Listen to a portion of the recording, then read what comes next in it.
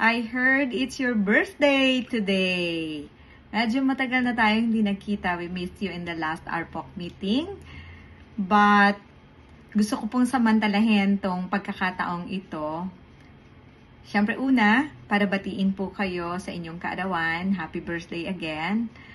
Ano ba ang maibibigay ko sa inyo ay prayers, no?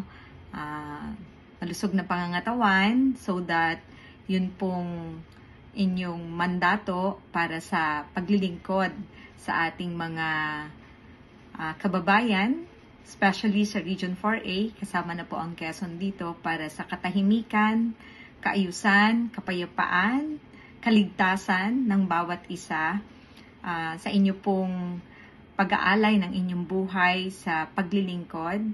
Ang susi po doon ay malusog na pangangatawan at palagi po kayong iingatan ng ating Panginoon every time po na kayo po'y lalabas ng tahanan para po gawin ang inyo pong tungkulin.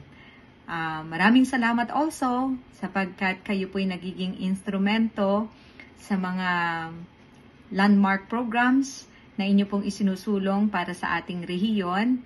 Nakakatuwa po na yung mga napag-uusapan natin sa RPOC ay isinasabuhay po natin through the policies that you are pushing sa Philippine National Police. Maraming salamat po dyan sa lahat-lahat. Ganun din, nagpapasalamat din po ako sa lahat ng mga natututunan ko from you.